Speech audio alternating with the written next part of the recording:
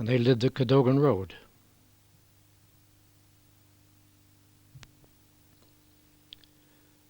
Well, I was demobbed in February 1946, tried my old job at Holman's, found life tedious, so off to the Gold Coast of West Africa, known as the White Man's Grave. My brother Irving joined me on Marlou Mine, and in 1947 I contracted a fearful attack of malaria. I was in hospital, and the doctor sent for Irving one night and told him that I wouldn't survive until the morning, and as he was in charge of the workshops, would he make a coffin? Because if you died then, you were buried the next day. I overheard that conversation and decided to fool them. What a waste of wood. Still, there was plenty of it around. And this is me on the Gold Coast on the mine with a friend who came in to visit me from the bush. I couldn't get rid of him.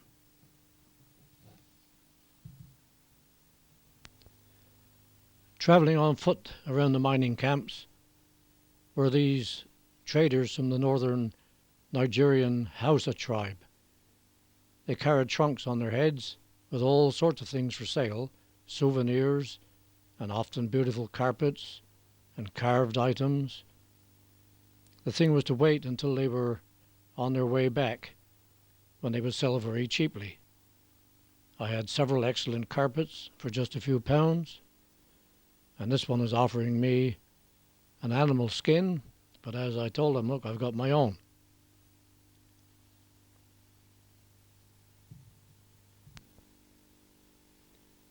I became engineer in charge of the mill, which was reputed to be the largest in West Africa. And here I am with some of the mill workers.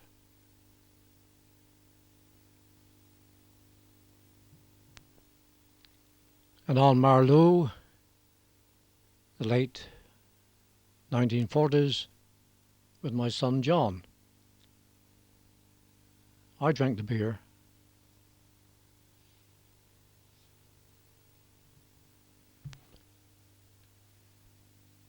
Well, John is a fine young man, a chartered accountant who's worked in Bermuda for some years, and now has his own company in Truro, just down from the new law courts.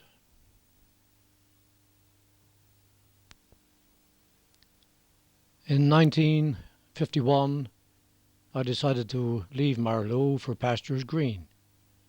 Well, I don't suppose you could call the deserts of the Middle East green, but they were different. Now, before departing, the mill hands wanted a photograph, which is probably hanging around in the jungles of West Africa to this day. Now, with me on the right is Graham Fowler, who married my sister Renee, and who was out there with him for a time. And on the left is an Australian called Pepper. So it's goodbye to Mr. Blackwell, and it's goodbye to Marlou.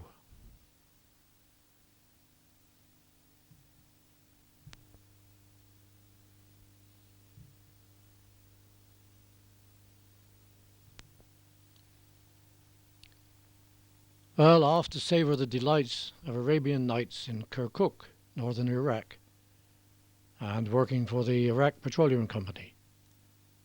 Later, I was seconded to Lloyd's Register of Shipping, non-marine division, who carried out routine inspections of all the plant and equipment in use, as well as supervising all new plant, refineries, power stations, water dehydration units being built, and of course, cross-country oil pipelines. And this invitation to the opening of the 30-inch pipeline by King Faisal on the occasion of the formal opening of the Kirkuk Mediterranean 30-inch pipeline by His Majesty King Faisal II, the chairman and directors of the Iraq Petroleum Company Limited have the honour to invite Mr. H.C. Blackwell to be present at K1 pumping station on Tuesday the 18th of November 1952 at 11:30 for 1 p.m. RSVP Fields Manager, Kirkuk.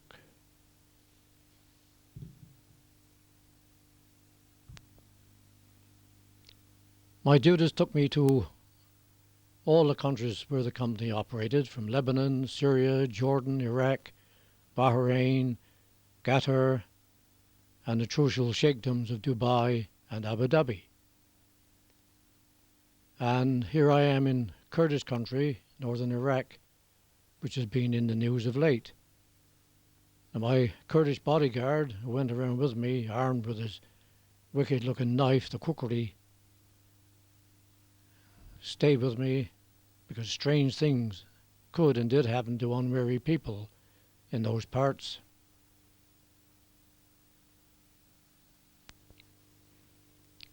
In 1958, revolutionaries massacred the Iraqi royal family, and after that, Iraq became not the most pleasant countries to work in.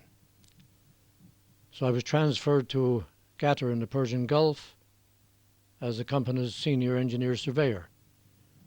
And from there, it was easier to travel to other parts of the Middle East, as I was continuously required to do.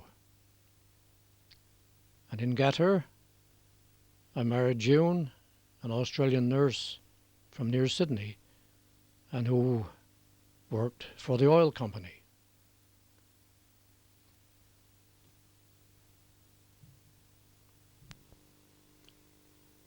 In 1967, during the Israeli-Arab War, anti-Western terrorists placed a landmine under one of the surfaces of the oil pipeline transporting from the oil field to the terminal.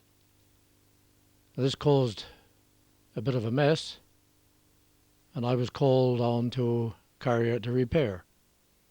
And here I am, sizing things up and hoping that there wouldn't be a sudden change of wind. The terrorists were quite active, setting fire to wellheads, and this required the services of Red Adair. More lines were mined, and one attack was made by firing armor-piercing bullets into the pipeline. And I was involved, in fact, I was in charge of repairing all these, but not the wellhead.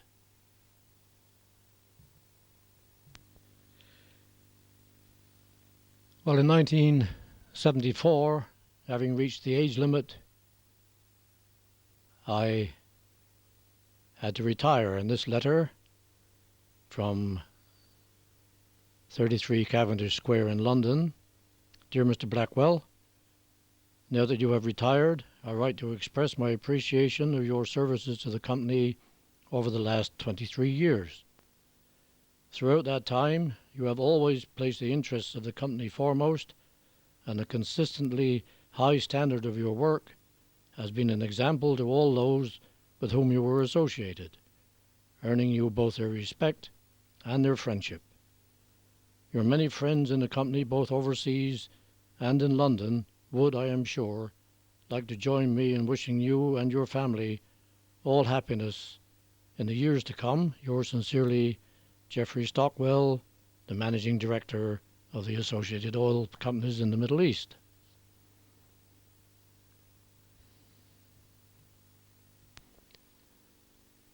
But it didn't end there. After a while at home, a phone call asked me to return for 3 months to help sort out a few problems out there. New projects were about to start, so I became a consultant and the senior projects engineer. Well, that 3 months developed into 6 more years. But I was quite happy. I liked it out there.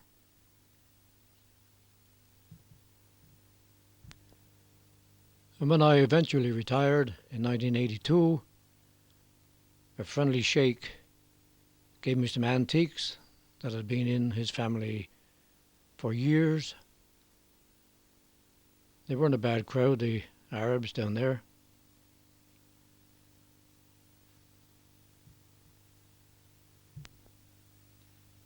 We raised 2 sons in Qatar, Rick and Jerry, and when we came on leave, education for them continued.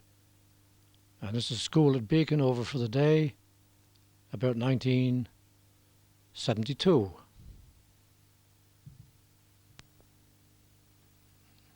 You might recognize some of these children.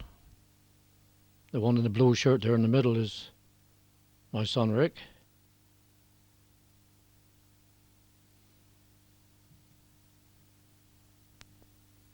And some stragglers coming out.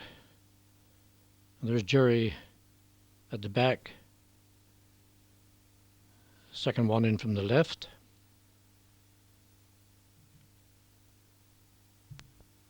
And the stragglers. I don't know who that teacher is there on the right hand side.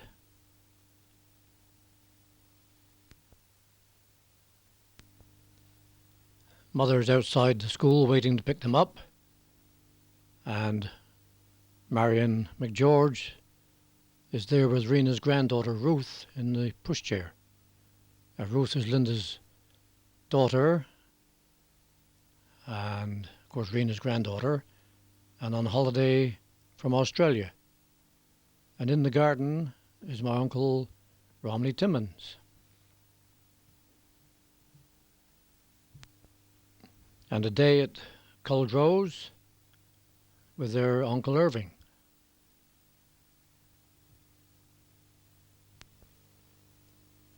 Now, Rick and Jerry attended Truro Cathedral School, and they both joined the Army Cadet Corps there. And then, after leaving school, Jerry joined the Army, serving 5 years with the Queen's Division. And the young fellow on the right there is a Redruth man who joined at the same time as Jerry.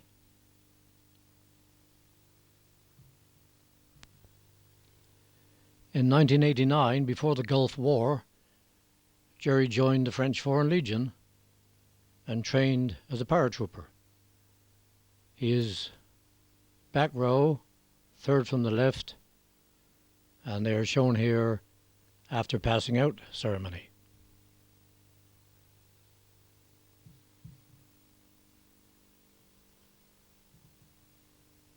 You see they're very smart in their uniforms.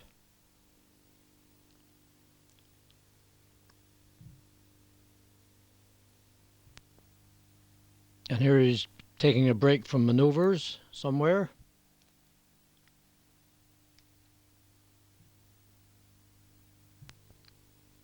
And his military diploma as a parachutist.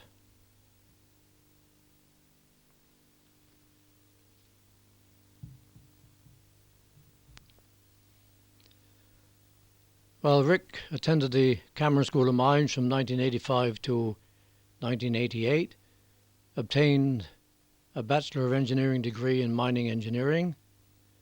Then he worked in South Africa on gold and coal mines from 88 to 91, late 91, when he returned to the school for a further year to earn his Master of Science degree in mining engineering.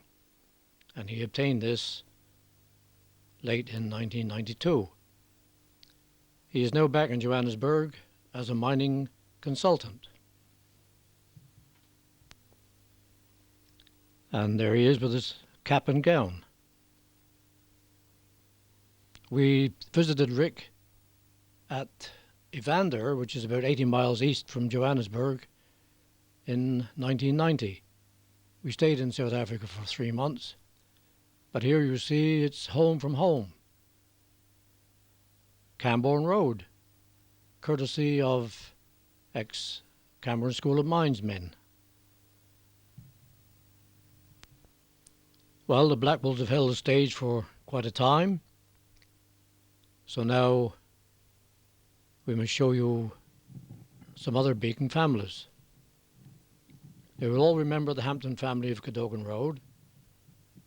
At the back there's William, and on the left there's Bert, in the centre is Cecily, and on the right is Tom, and bottom left is Alfred, we used to call him Tedder, and on the right is Evelyn, and I think this photograph was taken shortly before the First World War.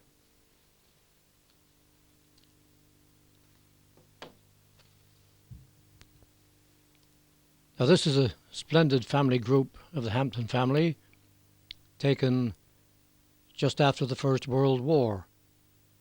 You will notice that William, right at the back, is wearing his disabled ex-serviceman's badge, and he had lost a leg during the war. Now next to him along is Tom, and then there's Bert and Alfred, and front at the left is Thomas, their father, then Evelyn and Mrs. Hampton, Charlotte, and far right is Cecily, who died when still a young woman.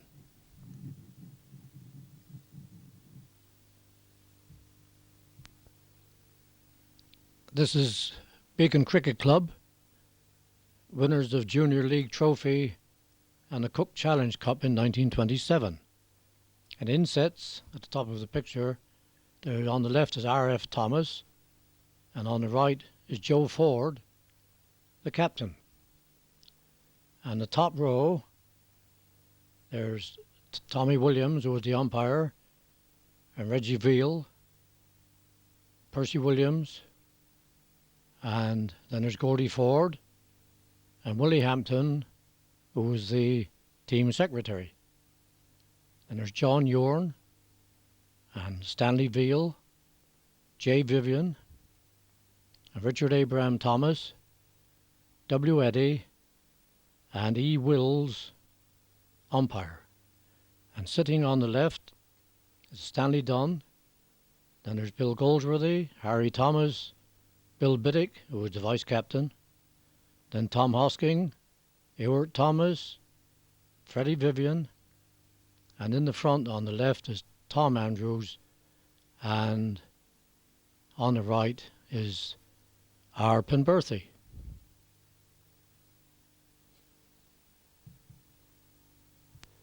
Now on the left we have Joyce Sparks, who married Bert Hampton later, and Gwen Kemp, who married Ronnie Trees, and Linda Sparks.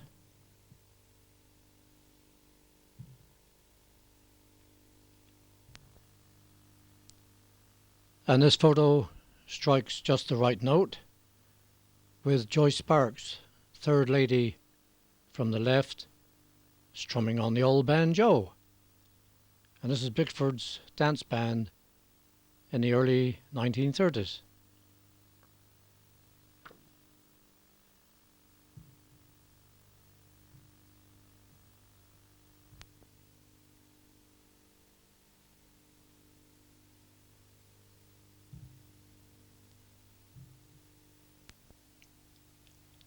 Now this is probably a Cameron Feast concert in the early 30s in Beacon Sunday School, and back on the left is Albert James, and then Olive Major, Ben Thomas, Viva Kemp, Seymour Blewett, Gladys James, and far right is Bert Hampton.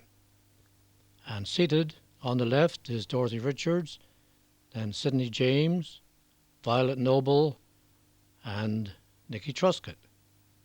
And in the front, bottom left is Joyce Sparks, then there's Zenith Weeks, Lillian Glanville, and Ruth Williams. Now the photo on the wall is that of Captain William Rabling, whose wall plaque hung on the chapel wall, and he was also in the 1894 photograph building the Sunday School.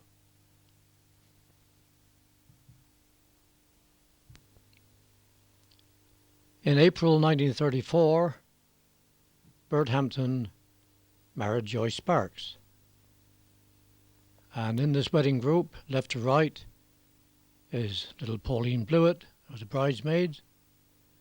And then there's Ronnie Trees, Linda Sparks, Bert and Joyce, and Eddie Flint, a friend, and Evelyn Hampton.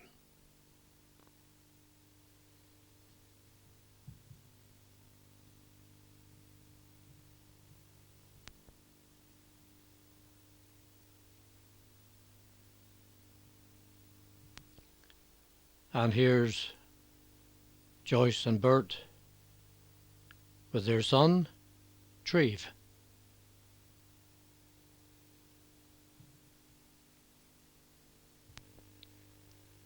And here we have on the left is Viva Trevorrow, well, she was Viva Kemp, and then Gwen Trees, Leonard Trevorrow, Linda Sparks, Mrs. Blewett, Mrs. Kemp, and in the front there's Treve Hampton and his mother Joyce.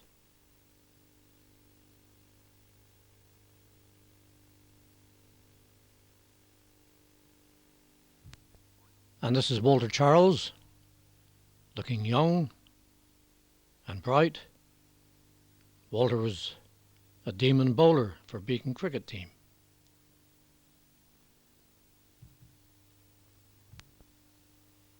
And this is Mavis Charles on the left, with her sister Aldworth, and Walter, and Sylvia Charles.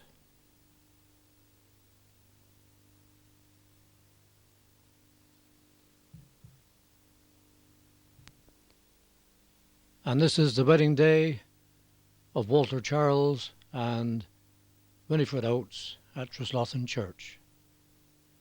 Now that gentleman on the left of the picture, he looks like a negus.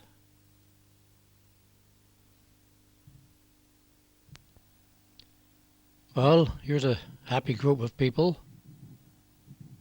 and at the top left is Pearl Biddick. She was a Miss Dunn, she's Bill Biddick's wife. And the second row down, third in, is Charlotte Hampton. And the next one to her might be Mrs. Dunn, I'm not sure. Well, then there's Joyce Sparks, or Joyce Hampton, and Edith Bowden, the lady on the far right, I don't know. Now in the front row, that boy is Maxie Biddick, and then there's Doris Biddick, and the girl at the end is Pauline Blewett.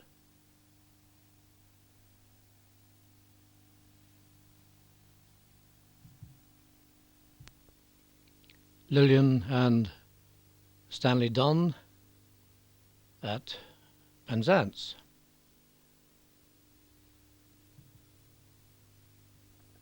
And this is Mrs. Dunn, Stanley Dunn's mother. Hasn't she got a kind face?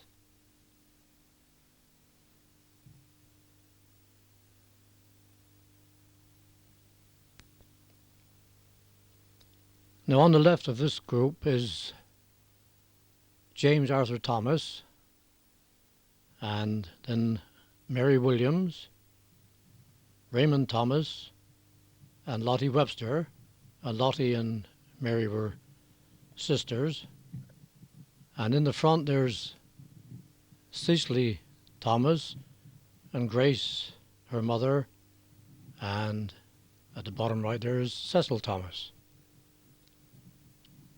Now the sisters were Mary, Lottie and Grace, and they had a brother called Sam who lived at Kildura Road. And I think the old couple in this photograph are their parents.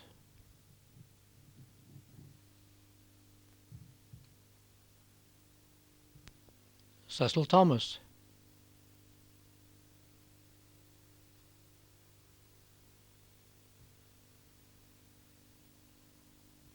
Well, this is Audrey and Cecil Thomas, and it was tragic that they should both have died before their time.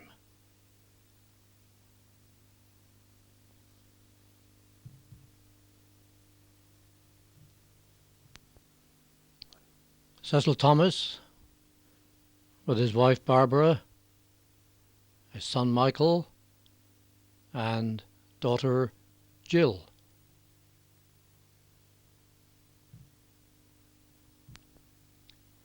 And this is Arthur Williams, Raymond Thomas's uncle. He was a brother to Sam.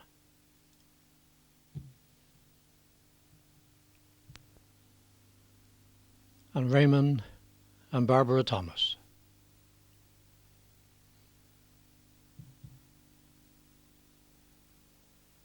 Well, this is Raymond Thomas leaning on his farmyard gate. And if ever I'm passing up and down and he's there, we have a little chat and put the world to rights.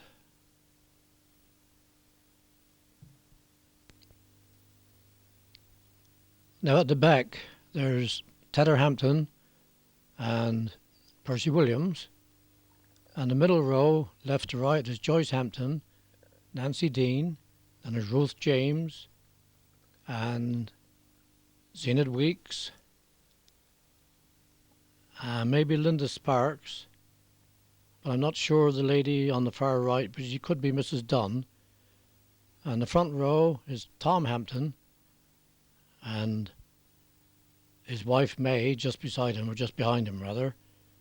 And then there's Tedder's wife Emily and Cecily Hampton, Ernie Thomas, Evelyn Hampton and Glenn Veal.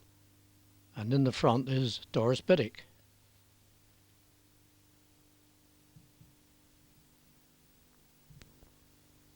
At the back left in this picture there's Ronald Dean, and beside him Albert James, and then the next row down on the left is Cecil Thomas, Sidney James, Lauren Dennis, or Jimmy Dennis, Betty Medlin, Violet Noble, Richard Dunn, Emily Hampton, and Charles Hill, and the next lady could be Lillian Dunn, and then there's Butcher Thomas, and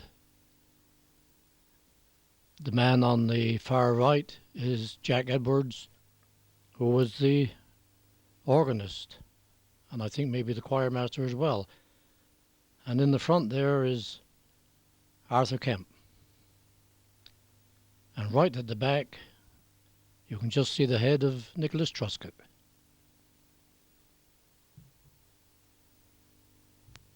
On the left, Glenn Veal, Keith Vivian, Gordon Thomas, and far right, Donald Andrews. I don't remember the name of the other fellow in the back row.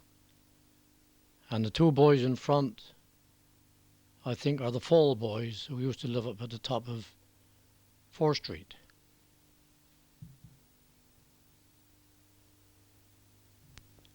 And do you remember Joe Summers, who lived with Tom and Bessie Nichols?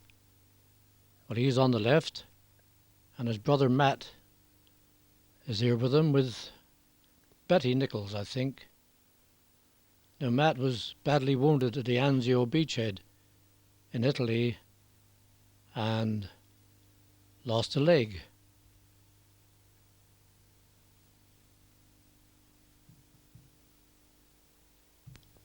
And here, Tom and Bessie Nichols many, many years ago.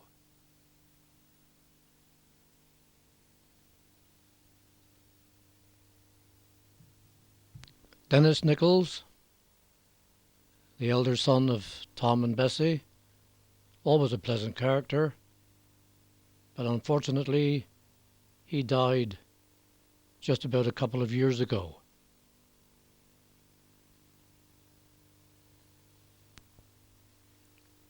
This is Marjorie Nichols, a most talented singer who was auditioned by the famous dance band leader Carl Levis some years ago.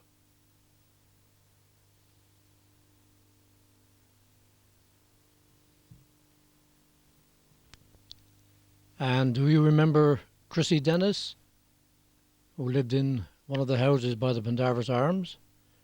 Her father and mother lived in the first house in that row. Now, Chrissy was a sister to Mrs. Nichols, and of course related to Lauren and Leola Dennis, and Chrissy married a gentleman by the name of Tonkin. Now, the family resemblance is remarkable in all that family.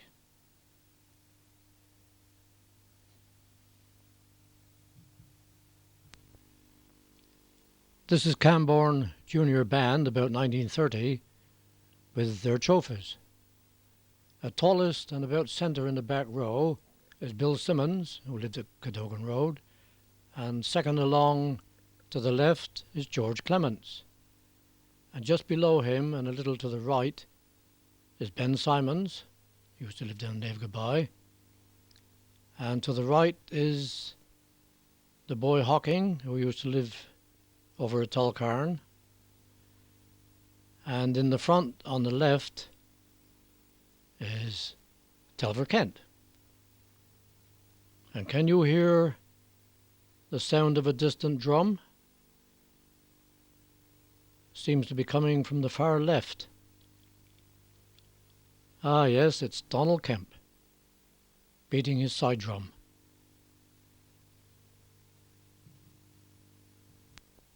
Well, you can see them a little more clearly now. There's George Clements left at the back, and then along a little bit is Bill Simmons, and you can see that boy Hocking now in the centre of the picture. I've forgotten his Christian name. And beside him to the left is Ben Simons, and there at the bottom left is Mr. Eustace, the conductor of the band, and Kara Roberts. Now you can see Donald with his drum, and Telfer Kent down at the bottom there with his trumpet.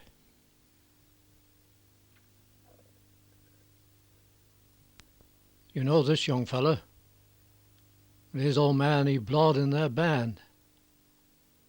Yes, it's Peter Kent, Telfer's son.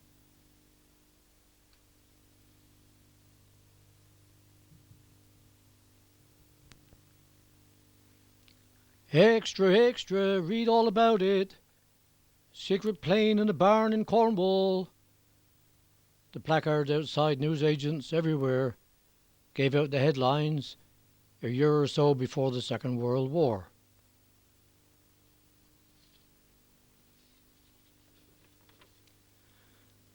And two young men, Mr. Garfield Johns, aged 25, at present unemployed, of Beacon, Camborne, with his pal, Mr. Jack Husnance of Carnenchel Farm, Camborne, are engaged in making an aeroplane in the barn at the latter's farm. Now the farm is situated on a hill and commands extensive views of Mounts Bay to the west, St. Ives Bay and St. Agnes to the north, and the famous landmark Carnbray to the east. Whilst at the foot of the hill one can see the tin mines of Camborne and Madruth, most of which are now disused. Mr. Johns is the chief designer of the aeroplane, and most of the construction work is done by Husnance, who is a carpenter. They have been on the work for nearly 4 years and hope to complete it before Christmas. Now, the aeroplane is 14 feet long, 22 feet 6 inches wingspan, and is made of English ash and 3-ply wood. It is being fitted with a 600cc Douglas engine, and the novel system of control is such that all the controls are on the tailplane and none on the main. It is a single-seater, and they are to toss a coin as to who shall be the first to try to get the machine off the ground. It is to be named the GJH Butterfly, combining the two young men's initials, and will be painted red.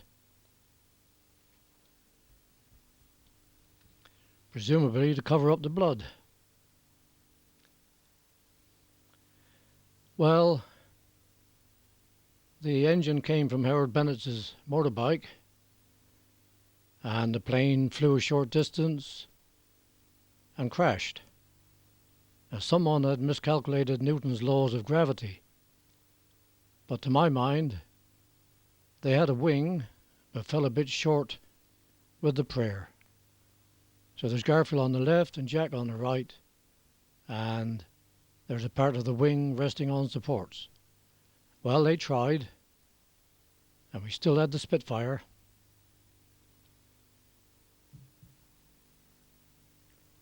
Here is a Beacon boy who did manage to reach the heights, my nephew John Wakeham, who has flown all over the world with members of the royal family.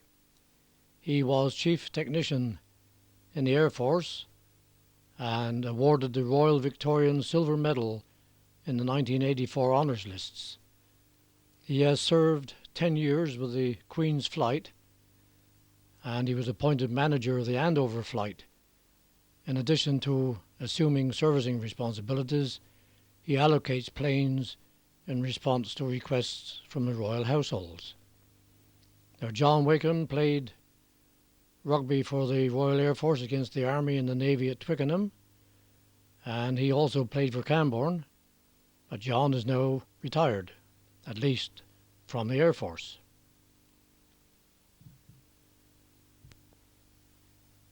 And another Beacon man whose eyes have been lifted skywards is the Reverend Irvin Penberthy. He used to live with his parents and family at the top end of 4th Street. Now, the Reverend Penberthy has lived and served the church in Wales for many, many years.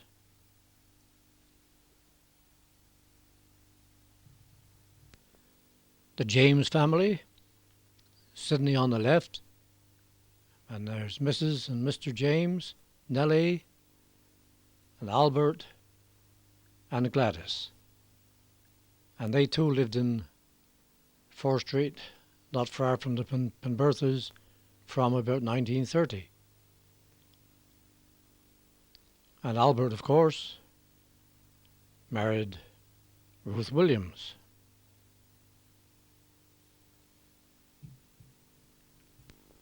And this is a personality portrait taken from one of Holman's magazines some years ago of Mr. Joseph Henry Bowden. Now, he's a brother to Edith and was born in Beacon near Camborne, so they say, in October 1900.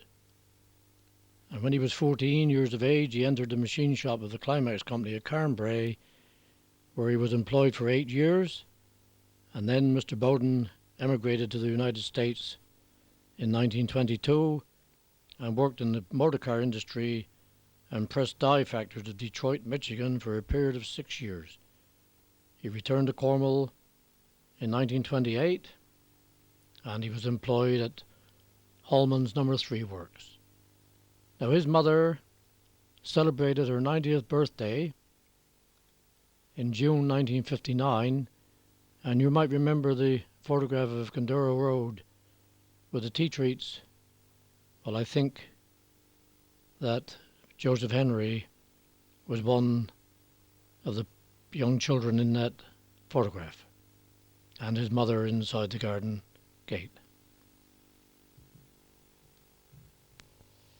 Now, Joe Bowden's sisters are in this group, but from left to right there's Dorothy Richards, and then Helena and Edith Bowden. Then there's Dorothy Mitchell, who married William Bowden. That was a brother to Joe. And their son, of course, is Ronnie. And far right is Sandra Thomas.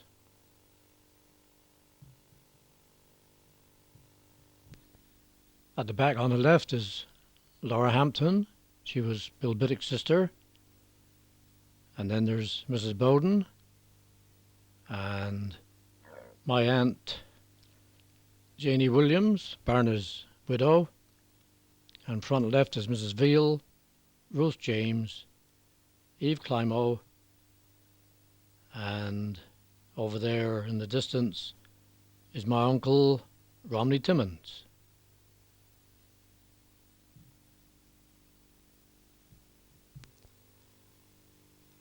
At the back, left to right, is Alfred Tetterhampton.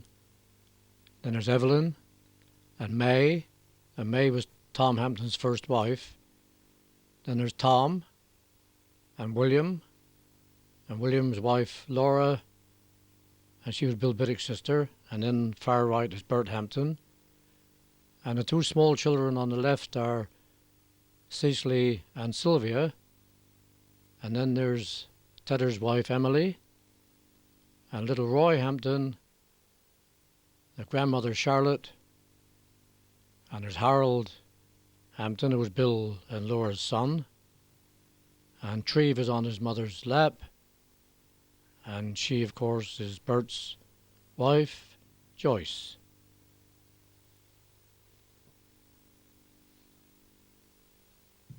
This is Beacon choir outing to Bude and Clovelly, way back in the early 30s, I suppose.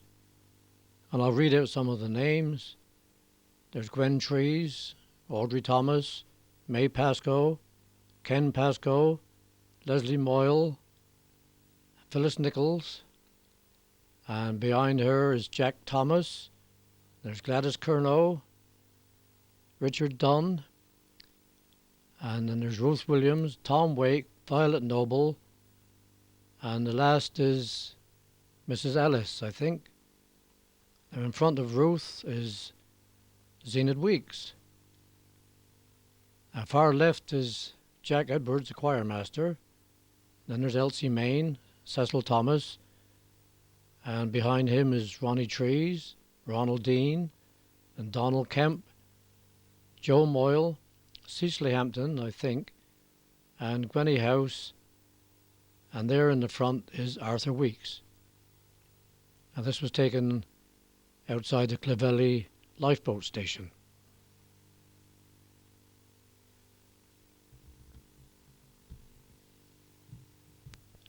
It's not a very good photograph, so I've brought it up a little bit and enlarged it, so I think you can see the people there a little more clearly now.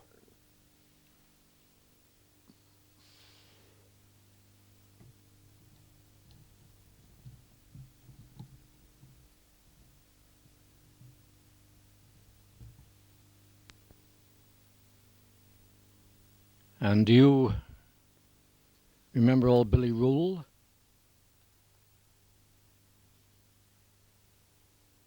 He used to deliver fresh milk every day with his pony and trap from the farm at Cadogan Road. And he would pour the milk out from pint or half pint pewter pots into our jugs, and then a little drop over. And here he is with his granddaughters, Alwyn and Burl Gunninan.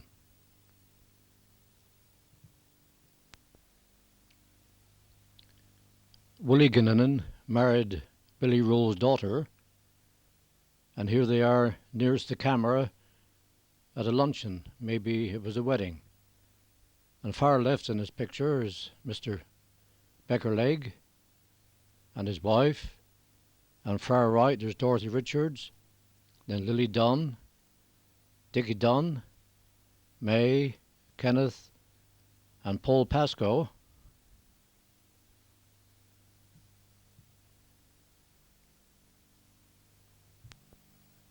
Well, in this group of Beacon people, at the back row, left to right, there's Gwenny House, Viva Kemp, Mrs. Ellis,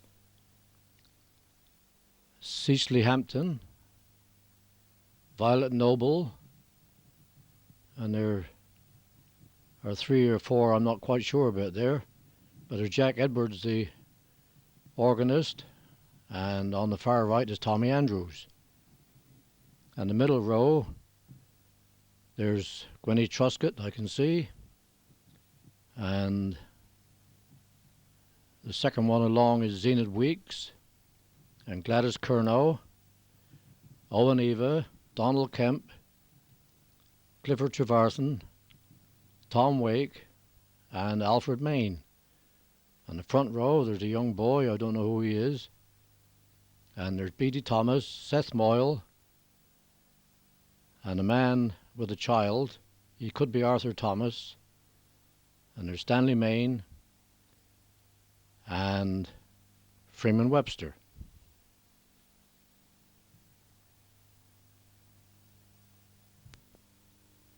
Well, I think we can afford ourselves a little luxury of a close-up here.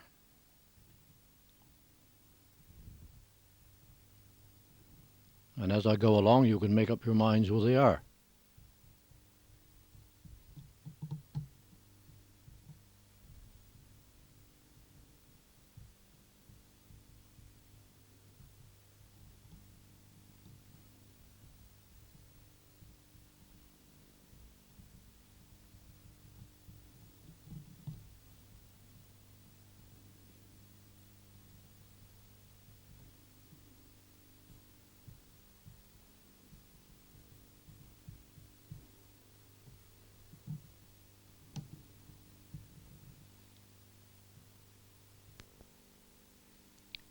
In this picture, on the right at the back, is John House, who went to Canada and never returned.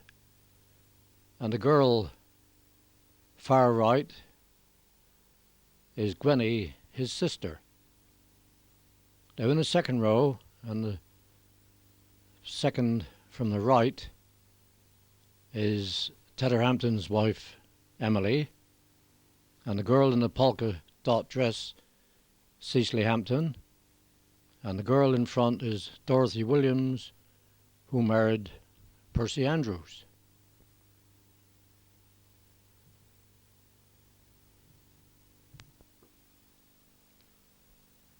And this lonely old figure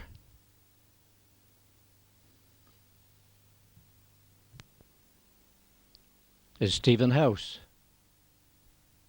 taken in southern Rhodesia in the 50s when he was staying with his son Garnold. Now, Garnold was killed in a car accident shortly after this photograph was taken, and Steve came back home to Beacon.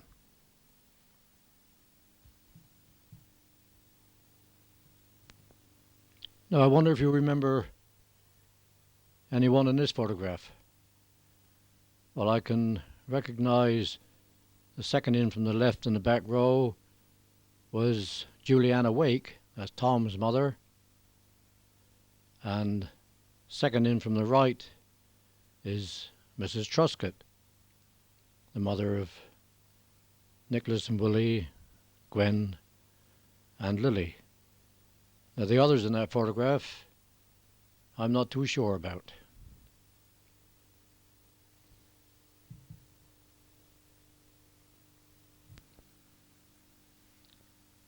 In the early 1950s, renovations were carried out to the chapel, and the reopening ceremony was performed by Ernie Olds, one of the so-called Big Five businessmen of Camborne. He is being handed the keys to Michael Thomas. Now in this picture, there's on just to the right of them, there's Mrs. Finney Hawking with her daughter, who married Albert Negus.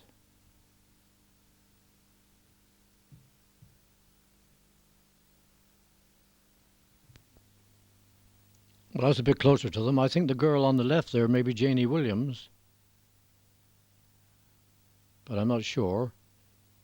But you can see Mrs. Hawking and her daughter and her grandchildren. There's the girl in front of her and the girl in her mother's arms.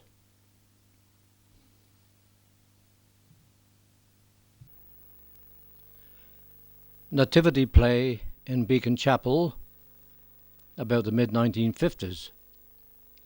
And in the group, but I am not quite sure where, are Paul Pascoe, Terry Negus, Agnes Climo, Maureen Lucas, Anne James, Wendy Kevern, Gary and Avis Blackwell's Garston, Jill Thomas, Douglas and Doris Williams' Cynthia, Elaine Williams, Valerie Saul, Rex Moore, and Miss Peters, but the others, I'm afraid I don't know. But perhaps you will be able to identify all in this photograph.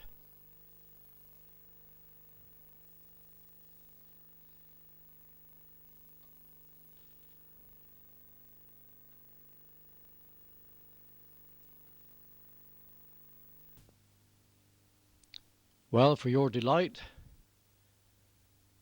I suppose that's as near to some of the angels that a lot of us will get, but you can see the faces much more clearly there now.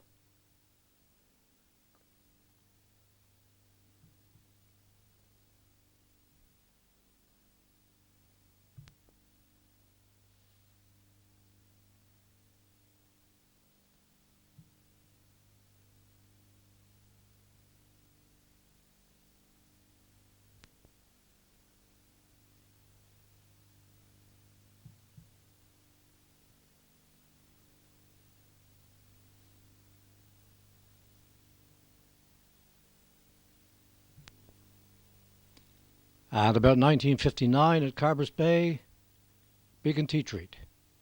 And on the left is Elizabeth Mary Blackwell. Then there's Renee and Tina Fowler, and she's sitting on Thelma Phillips' lap. And then there's Linda. And then there's Mrs. Bowden, Mrs. Phillips, and Moira Fowler.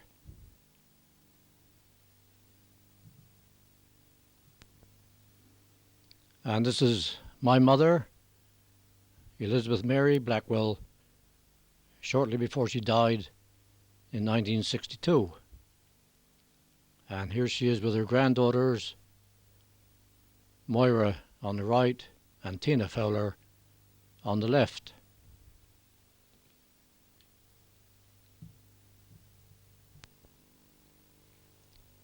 Now, when Gary Blackwell was the chief engineer on the Silonian in the 50s, several trips to the Isles were organised by Beacon people. And this is the 1957 excursion. And left to right is Bill Goldsworthy, Mrs. Sid Williams, Mrs. Leonard Hawking, Mrs. Caddy, Jim Caddy, Elizabeth McGeorge, Phyllis Bryant, and just along at the back I think there's Jack Bryant, and there's a Johns from Tullocarn and Joe Glanville, and there's Mrs. Johns, Mrs. Glanville, Stasher Moyle, and Mrs. and Mr. Joe Solomon. And at the back there is Freddie Clifford.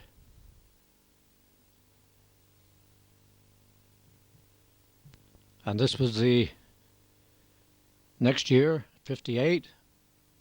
And I'll read the names as I know them from the left. The far left lady, I don't recall her name, but there's Frida Hawking, and there's Ron Dado, and Gladys Dado, Mrs. Caddy, Joe and Mrs. Glanville, Jim Caddy, John Henry Moyle, Mrs. Joe Solomon, Joe, and behind them is Bill Hawking, and very far on the right there, side on, there's Gary Blackwell and I think Freddie Clifford. Now the children I'm not sure about.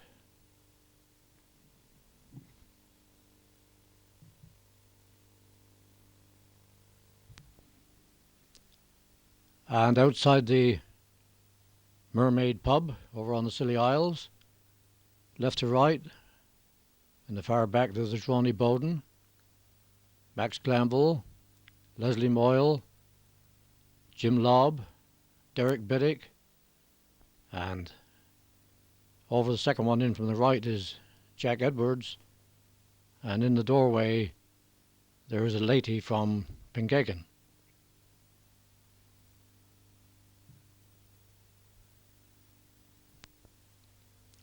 Charlie Curnow and his family. They went to the Scilly Isles as well.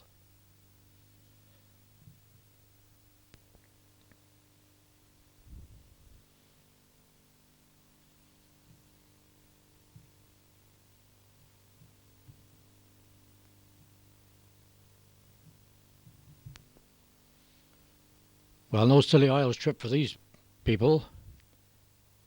They'd rather be on dry land with a nice cup of tea. And there on the left is Mrs. Kemp and Zenith Weeks. I'll give her a maiden name. And then Mrs. Curnow, Mrs. Bowden. The next lady, I'm not sure about it, or her. Then there's Mrs. Veal. And the one at the back looks like Mrs. Lucas.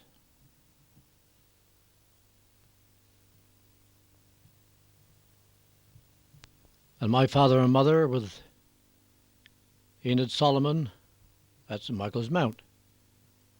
And of course Enid was Miss Blight.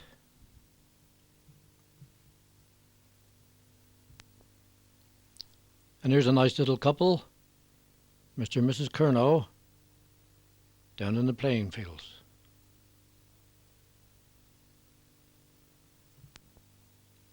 And Max Glanville, when he was in the army,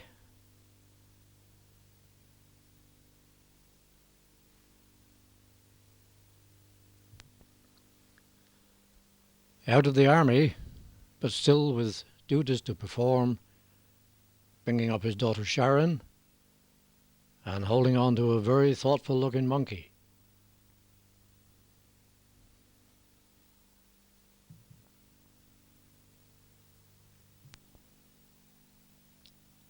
And at Cadgwith,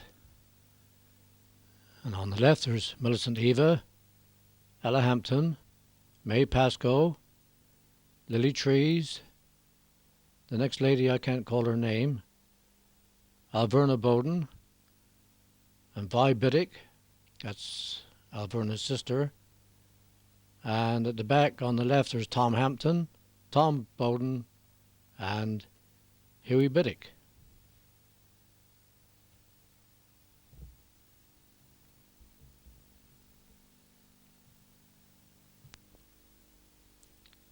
And Glenn, Eva, hoping to cool off with a genuine Cornish ice cream and maybe take some back for the crowd.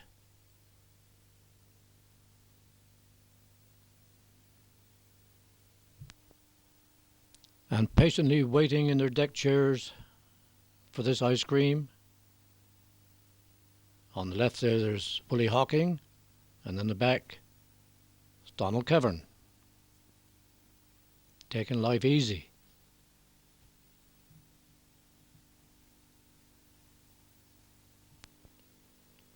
Well, you can see that this program is extremely versatile. We can switch from the seaside to the studio at the flick of a switch. And it's time to pay a call on Dora Bryant, looking very composed. Nice lady. She used to teach at the Beacon Infant School.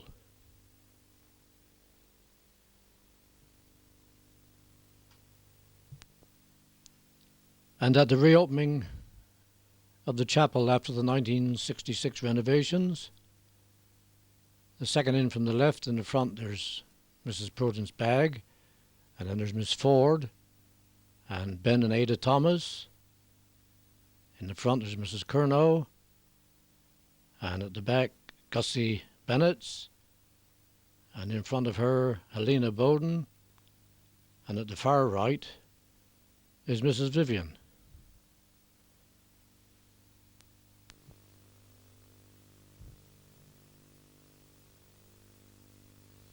Well, now the ceremonies are all over, we'll go across to the Sunday school and have a nice cup of tea.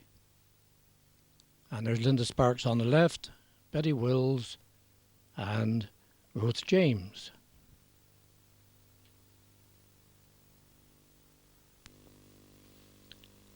And here we have Joan Perryman on the left, back row, Mrs. Ford, Margaret Pedler, the vicar's wife, Sylvia Williams, Miss Bryant, and Miss Major, and seated on the left there.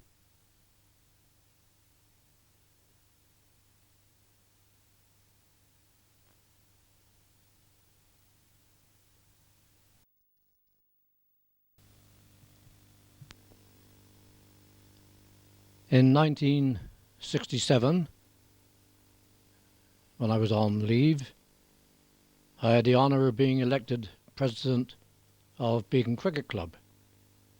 And in this group, at the back and left to right, there's Mr. Hamblin, James, Kemp, Bert Weeks, Bryn Hawking, Roy Hampton, Max Glanville, and Jose, Arthur Kemp, and Joe Glanville.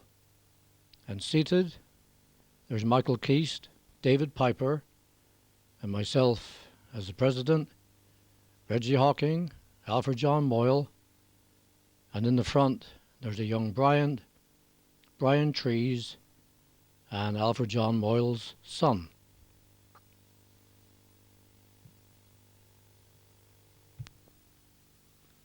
and some goings on in Beacon Sunday School. This is a wedding group. I don't think I was married, either one of them. But on the left there's Charlie Pedler, Donald Kevern, W. Ewan, Peter George, M. George, Bert Hampton, Tom Nichols, and Kenneth Pascoe. If only I had taken that lot back to Arabia. I wouldn't need oil.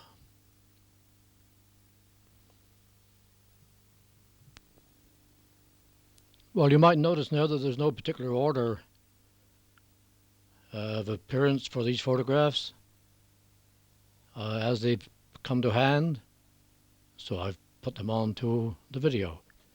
And this is 1983 in Redruth Rugby Ground, and there's Alan Thomas and his father Ewart and Stanley Main.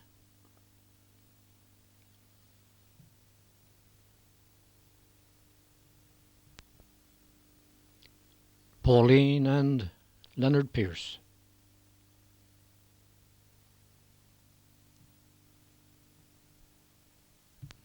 Mrs. Gladys Dado, Mrs. Glanville, Mrs. Johns, and her daughter. They used to live over at Tulcarn.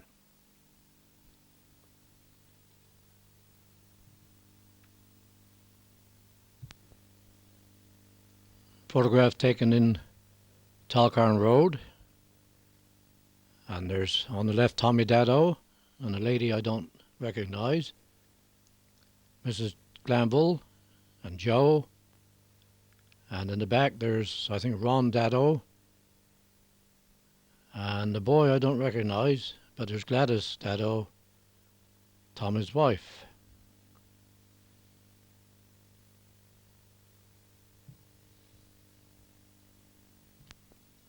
And our old friend Bill Hawking. Nice old fellow.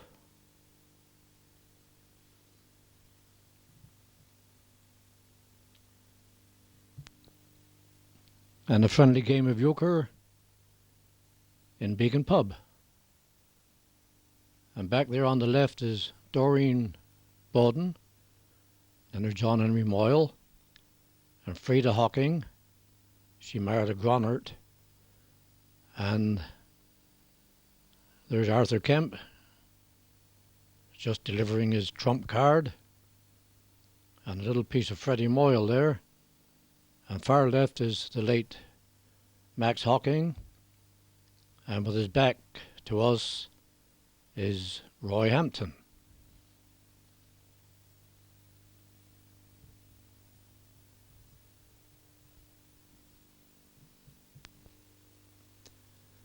And my father taken by surprise when he was doing his crossword puzzle. That was very important. You see his pasty is left to cool off on the mantelpiece there. And the clock is ticking away.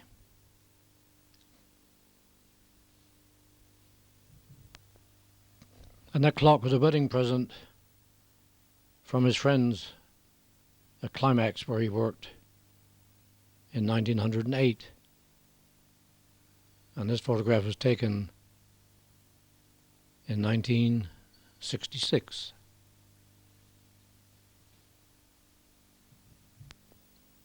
And talking about wedding presents, here's Wendy Kevern on her wedding day.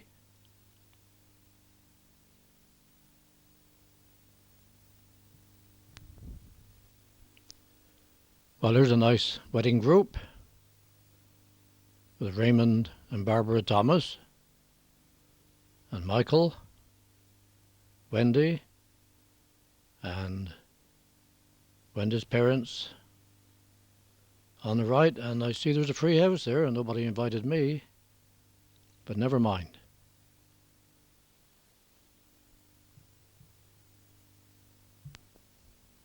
And Terry Negus. This must be a prize catch.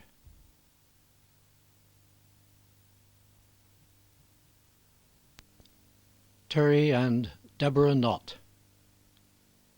Now this is the best catch of all.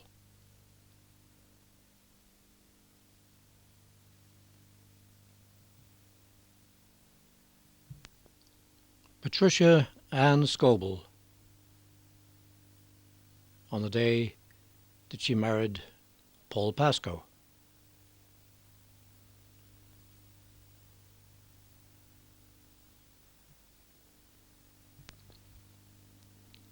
And there's Paul and Patricia.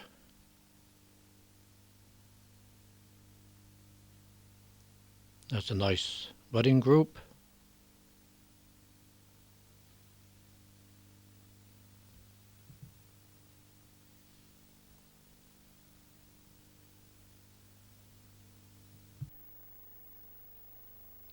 Can I squeeze my Gatter wedding to June in now? The champagne was good, almost like Nave Goodbye Shootwater. All the camp turned out for the occasion. It was a hot day, but everybody enjoyed it.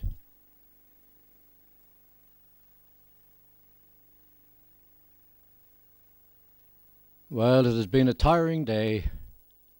120 in the shade. The icing should have melted. It would have been easier to cut.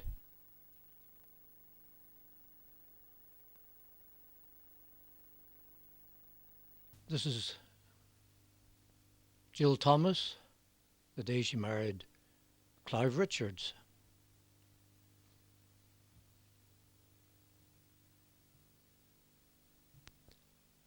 And after the wedding, the group outside of Beacon Chapel.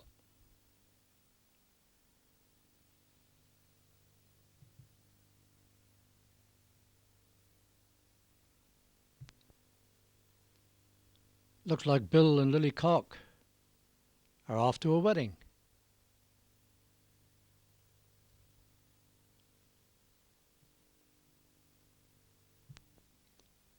Maybe Sylvia's to Godfrey Williams.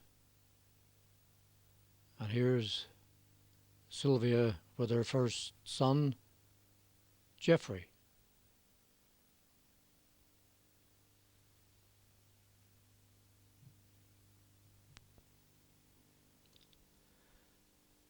Sylvia, Godfrey, and their son Geoffrey in front on the left, and Ralph. And Geoffrey is a well-known organist, and Ralph, a well-known cricketer, plays for Beacon.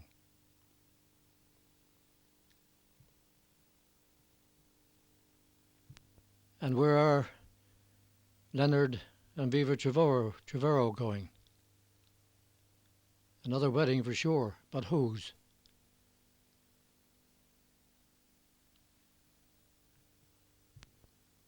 And making sure that all goes well, our old friends Ronnie Trees and Bert Hampton.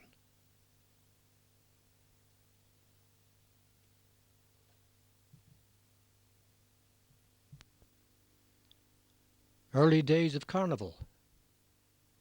And this is Marion Blackwell with the co-op float advertising CWS Congress soap about the late 1920s. And this was in the Camborne Carnival. And you notice the horse is looking behind at that clown there by the back wheel.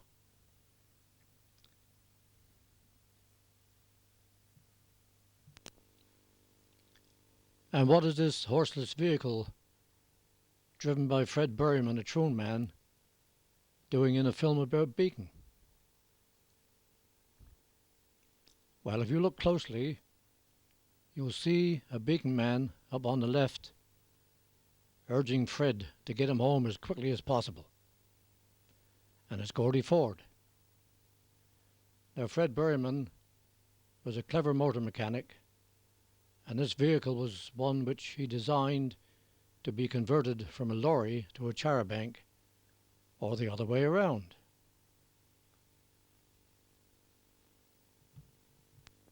I'll take you up close for a second, but I wouldn't want to get knocked down by a troon man.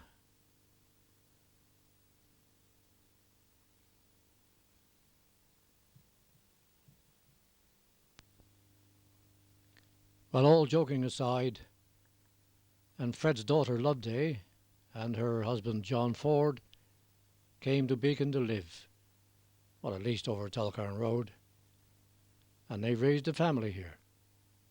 And here you see them, the sporting Fords, and are ready for a carnival. And on the left, I think there's Peter with the boxing gloves, and Stephen, the soccer man, and Philip, the cricketer.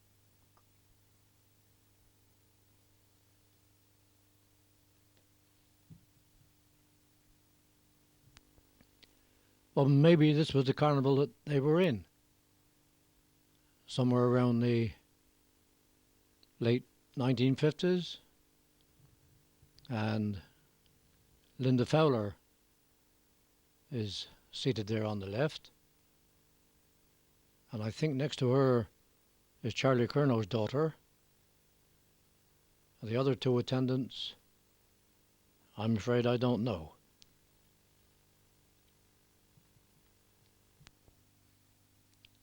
In the 60s, colour photography became the vogue, so the Beacon Brotherhood, that's this group, took advantage of this, and here they are, perhaps having organised the 1966 Carnival.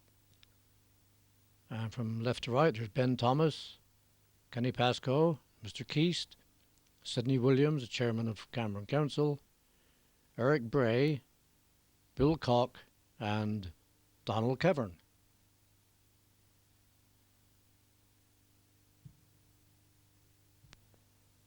Mr. and Mrs. Williams, having opened the proceedings, and on the right, far right, is Linda Sparks.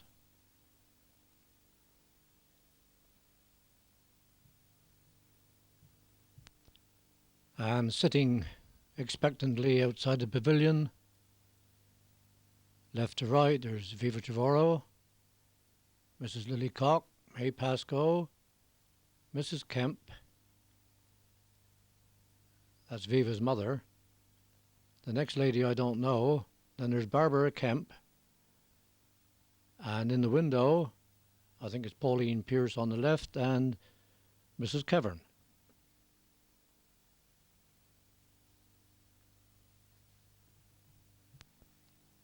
Tina Fowler, nearest the camera. She was one of the attendants of the Queen at this carnival. I don't know who the other two ladies are.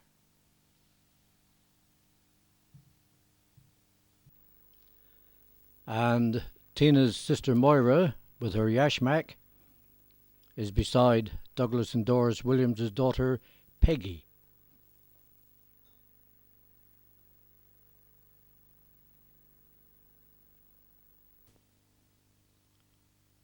Well, here's a motley crew with Clive Richards at the back on the left, and Alfred John Moyle, and I think a boy George, and then there's John Phillips, and the vicar,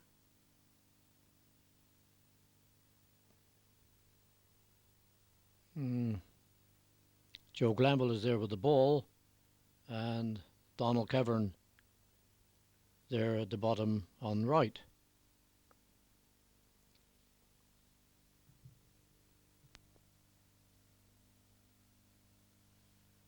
Well, anything you can kick, and we can kick harder. The latest soccer team. On the left is Mary Negus, Mrs. Cock, Lily Trees, May Pascoe, Maureen Lucas, and Gwen Trees.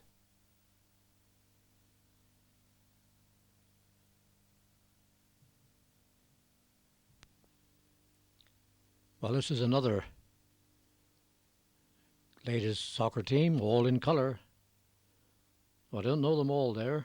Perhaps you can decide who they are, but I think the second one in on the left is Jill Richards, and there's Mrs. Cock, and Mary Negus, and Marie Trees and Maxie Glamble's wife, but you can decide.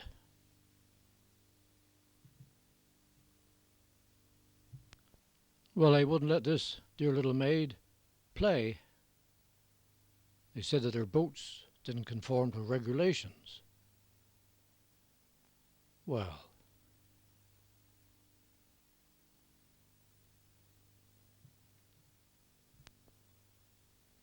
never mind, we'll give her a special treat and we can have a close-up.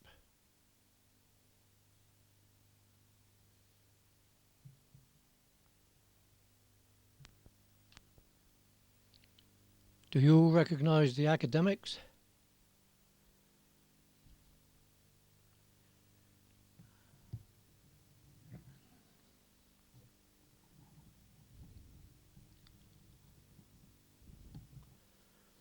Or Malcolm Lobb and his sister? Obviously benefiting from teeth braces. The end girl, I don't know her. But if those other two get hold of her, she'll be needing a blood transfusion.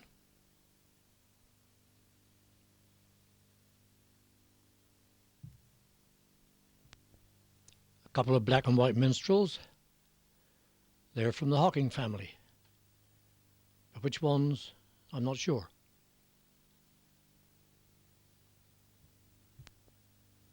And Graham Fowler on the right, on the Cornish Miners' Lorry.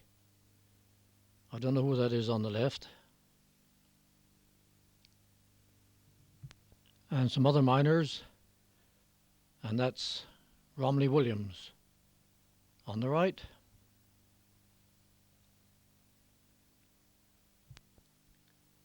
And Tom Nichols rattling his collection box. But what is he collecting, or who is he collecting for? I can't quite read the label.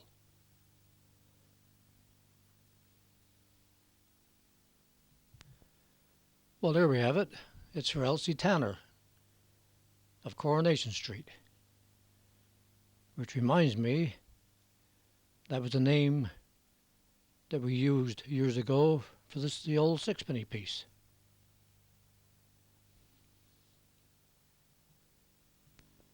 Well, where on earth did they use a sixpenny piece? Well, about 65 years ago, Woolworths, Threepenny and Sixpenny store opened in Trelawarne Street, Camborne. And see all those wonderful bargains?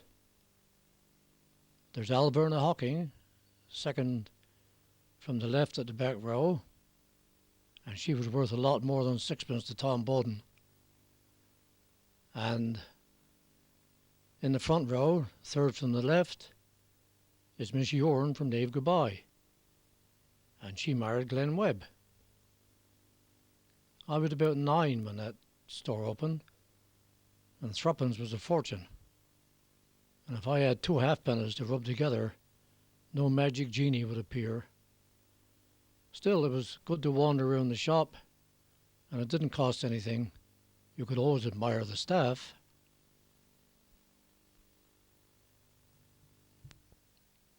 Now, see if you can recognize anyone there. You can see Alverna, second from the left, the back row, and Miss Yorn here in the front row.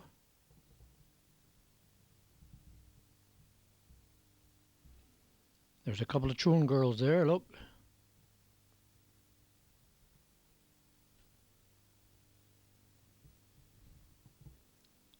And there you are.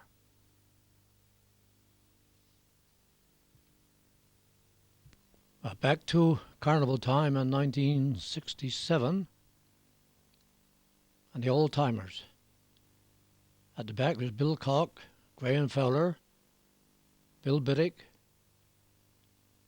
Mr. Kemp, and the Vicar, and Leonard Trevorrow,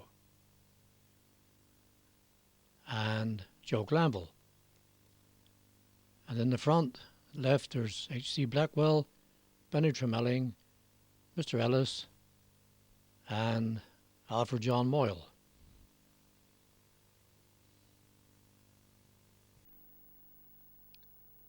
Moira Jane Fowler, Beacon Carnival Queen, 1967, passing the bungalow in Tullocarn Road, once occupied by Bill and Laura Hampton.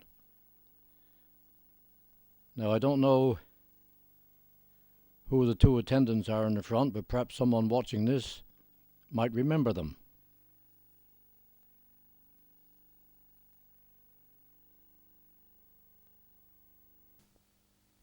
Well, there's Joan Perryman on this float, and Maxie Glanville's wife on the right there, and I think maybe Max's daughter on the far left. They've got binoculars, but I'm not sure what this scene represents.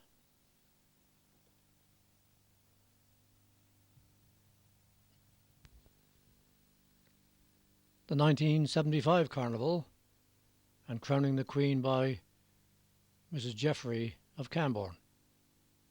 Her husband, who kept a butcher's shop in Cross Street, is far left, and with him is Barbara Kemp.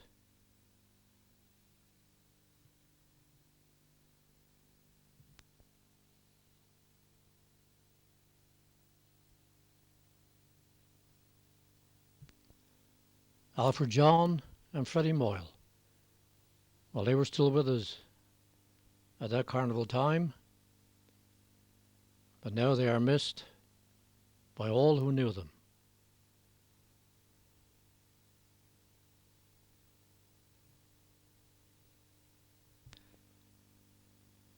Douglas Kemp on the left, he was a councillor at that time, and Ruby Moyle, she was a Ruby Pierce, and Alfred John.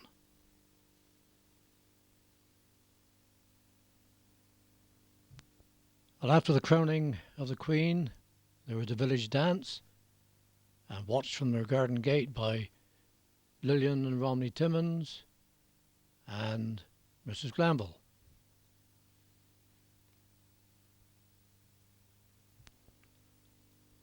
The dancing led by the Truro City Band.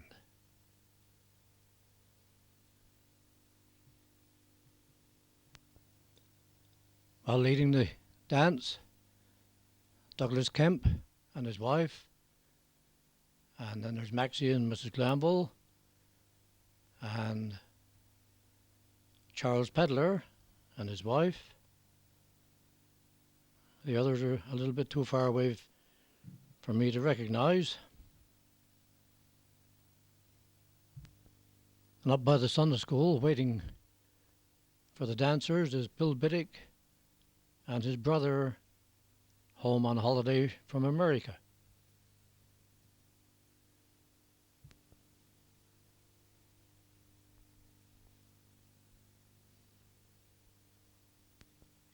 And waiting outside the Bandarras Arms for the hot and thirsty dancers and any of the spectators who would come in for a drink, even if they weren't hot and thirsty.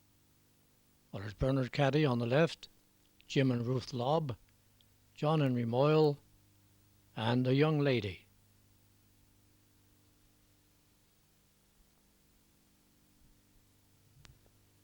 And tripping the light fantastic across the square,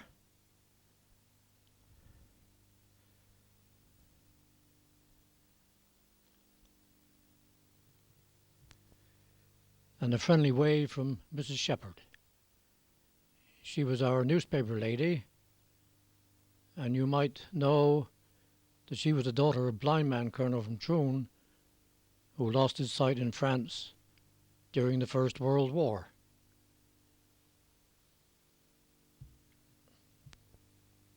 Well, here's some more dancers with Ruby and Freddie Moyle.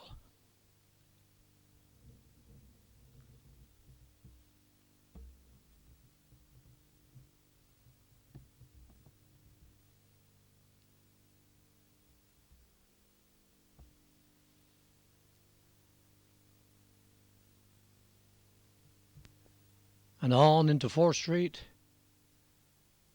and nearest the camera are Marie and Brian Trees. They're on the right.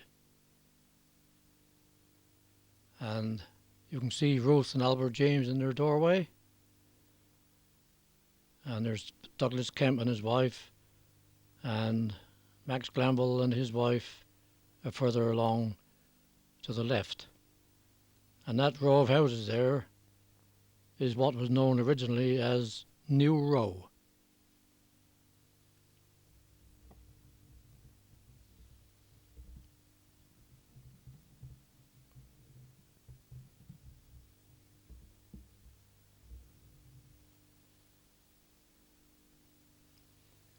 Now you can see Albert James and Ruth in their doorway.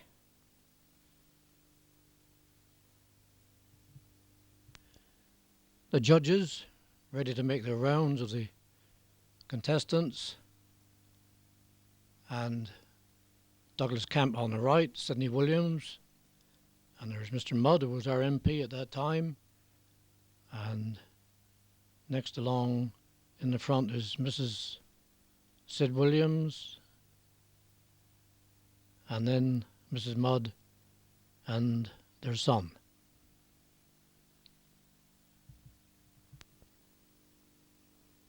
And Beacon Carnival Queen, with her attendants in the trap supplied by Mr. Trengove.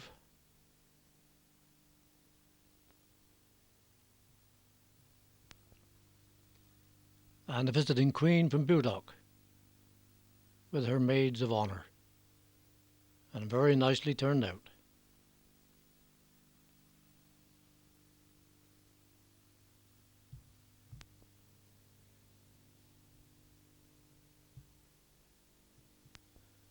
And all the youngsters, including a Beacon ghost, each one hoping that that day in June 1975 would be their great day.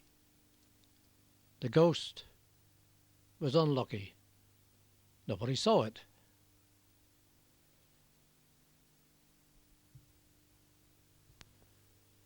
And the garden gnomes being taken for a ride.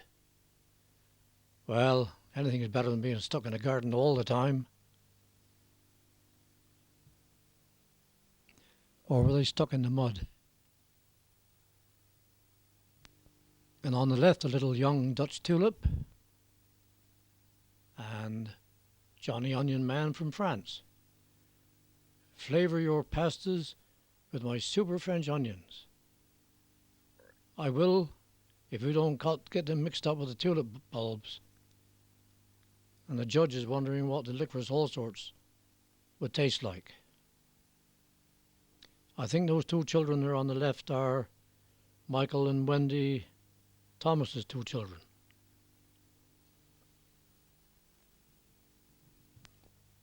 And why is it that dogs like the bark of a tree? I hope that the fellow inside that trunk has a pair of Wellington boots, disposables.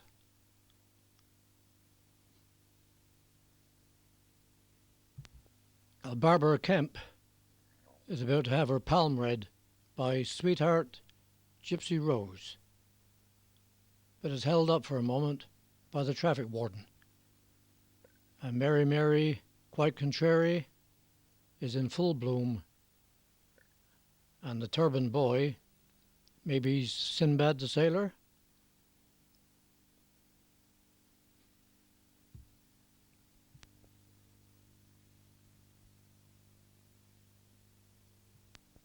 And 4 young Romanes.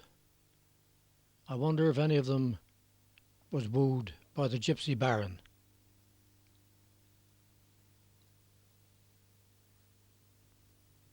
Well, the lady on the left seemed quite pleased to be a Siamese twin, and Mrs. Shepherd and friend as Laurel and Hardy, and there's Bonnie of Bonnie and Clyde, I think, and that one is ready for a shootout with the judge.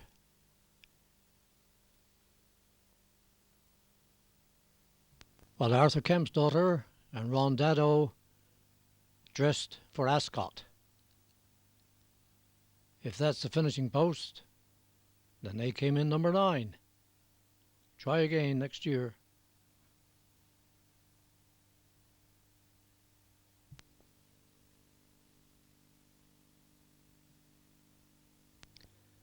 I thought that this was a dear little chap with his donkey and riders, but I was wrong. It's the young lady Travascus, and it's tea time for the donkey and touch pipe for the girl.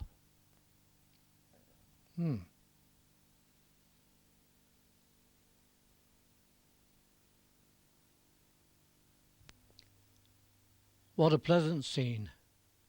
The Queen's carriage being led through her domain, with Biggins Cathedral for the day in the background. And now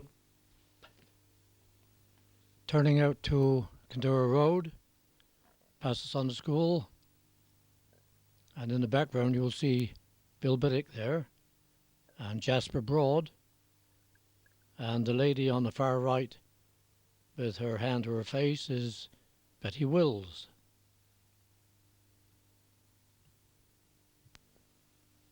And Ronnie Trees and Freddie Moyle waiting for the procession to make its way to the top of Green Lane Hill. They're leaning over Freddie's garden gate.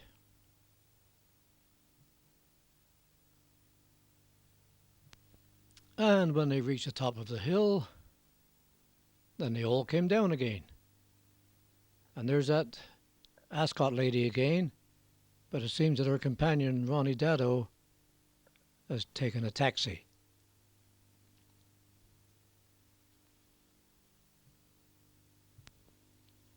Well, you can see the Siamese twins are still there.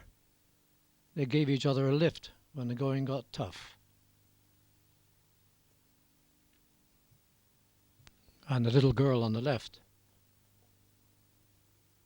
And she's asking the other girl,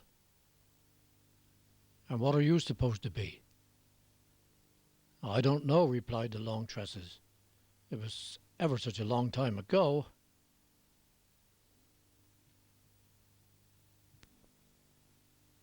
And then there's Wendy and Michael Thomas, and the Dutch Tulip Girl and the Onion Man. So I guess they must be their children.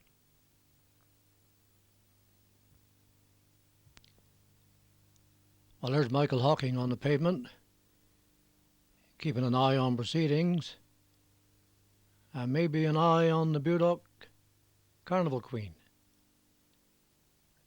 And no one could care less about the Troon bus stuck on top of the hill. It took a week to reschedule the timetables. Well, all in the common cause,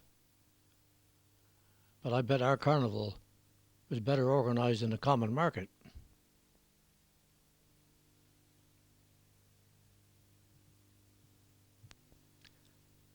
Well, in 1962, my mother Elizabeth Mary died, and in 1968, at the age of almost 83, my father passed away. Now, to me, they were truly wonderful people, and I miss them even today.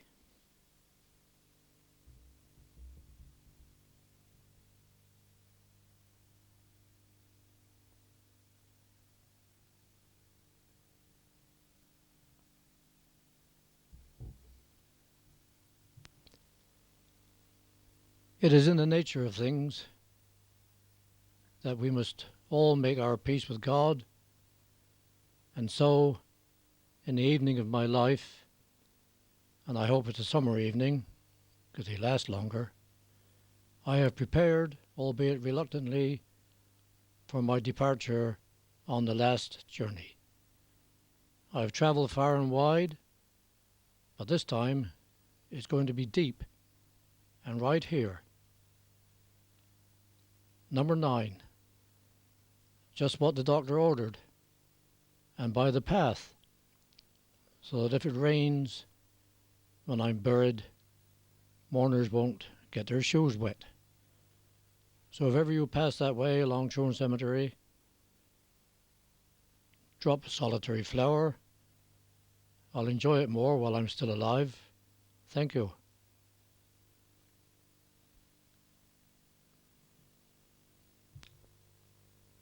So drink up, lads. It's nearly time.